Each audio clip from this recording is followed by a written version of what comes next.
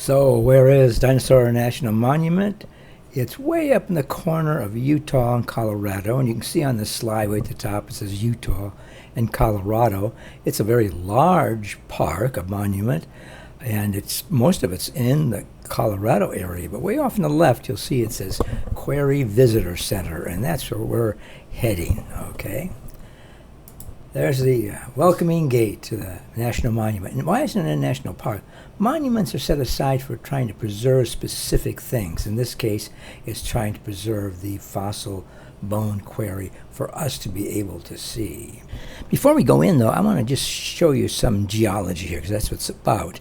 Here you can see what looks like this was sedimentary rock, and you see the sort of layers that are up at 45 degrees and then sheared off.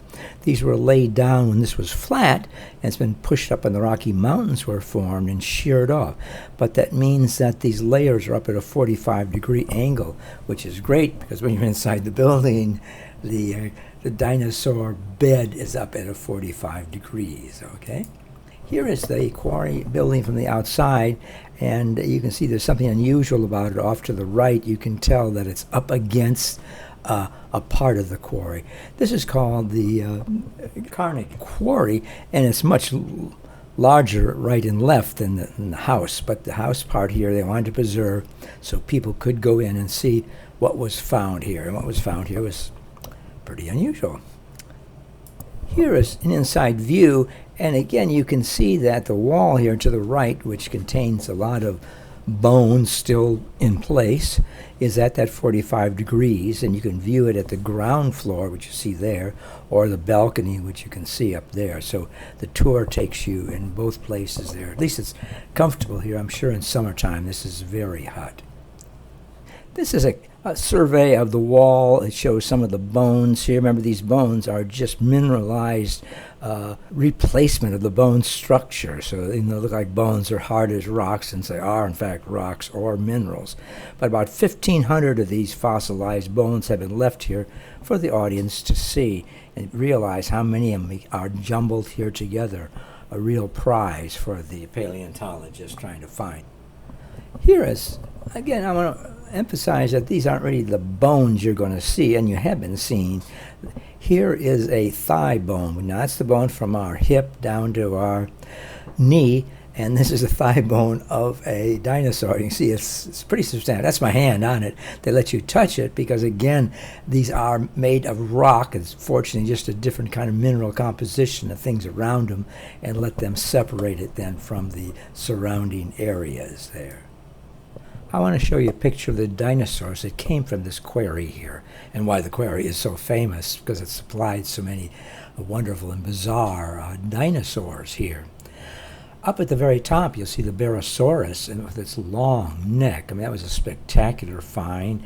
These took a great deal of effort to take all these down the mountains, and this is before cars. These were horse-drawn carriages taking these things to different Carnegie Museum in Pittsburgh and the American Museum of Natural History in New York. The Divvy it was a great fight. The dinosaur hunters each wanted their best dinosaur for their people. So the Barosaurus was spectacular. Down in the lower right-hand corner is one of my favorite, is the Allosaurus, because in this area they found many of these Allosauruses. It was a meat eater. It might not be the biggest meat eater at this time, but it was very numerous. I want to explain also, how come there'd be so much stuff in one place? Well, there was a large river here, and the animals would come, the dinosaurs come for water.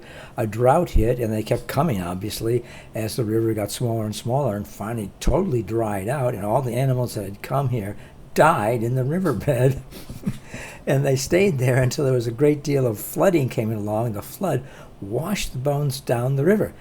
Now, what happens sometimes if the river takes a bend, the bones will begin to pile up. And once a few of them pile up, you get the sieve effect, and you get bones all jammed together. Some of these had been totally disarticulated. Some of them have been scattered, so it was like a crossword puzzle putting them together. In fact, one of the most famous ones is the Barosaurus in the American Museum Natural History. I've seen this in New York. You walk in, this thing's towering up here. I mean, it had an extremely long neck. It's actually stepping up on its hind feet. It's not sure it could do that. And you can't see everything here in front of it. There's an Allosaurus. We'll talk about those later, trying to get a little baby that's by its tail there. But people, when you walk in and see this thing and realize it once lived and it's no longer around, it's a very startling view. Here is a mounted skeleton of Allosaurus inside the quarry area there. And why? Well, they found an awful lot of these up and down the quarry. They were very numerous, the Allosaurus here. And he has the classic meat-eater stance, the large back feet, the small front. Now, the front feet had claws on them, which looked, he could grab things and hold it while he would bite them. He might have been scavenging a lot of dead things, though, too, but obviously he was a very fast, agile killer. And one of the most famous ones from this quarry.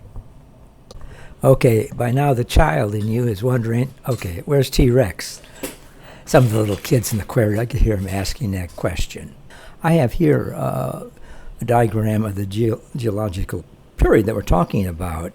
This is the age of the dinosaurs, the Triassic, Jurassic, and Cretaceous.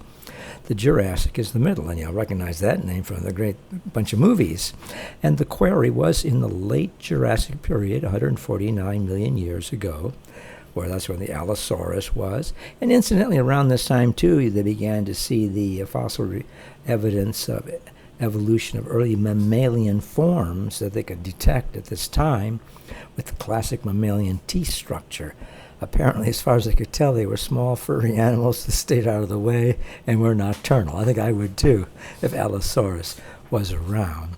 The Cretaceous then followed it, so T-Rex was not popular until the end of the Cretaceous, somewhere around 68 million years ago. There's a lot of T-Rexes, as we found out from a new study, running around, but they were certainly here until that very bad day that happened.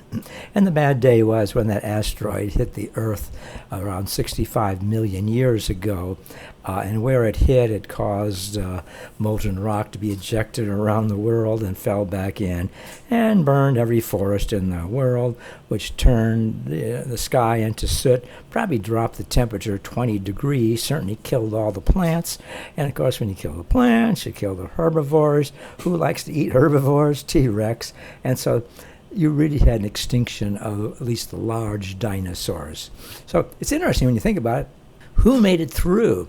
Well, obviously some of the fuzzy little mammals made it through. We wouldn't be here at all. And it's a curious case, too, that not every dinosaur was wiped out at that time. Apparently some that had feathers for thermal insulation made it through. So I'm going to show you a picture of one of these, what we call them, biologists call them avian dinosaurs. Here's a classic picture of an avian dinosaur.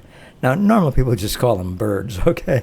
But they are a remnant. Thank God they're not as threatening as they would have been if everything had made it through. So that's the tour of my visit to the Dinosaur National Monument. I hope you enjoyed it.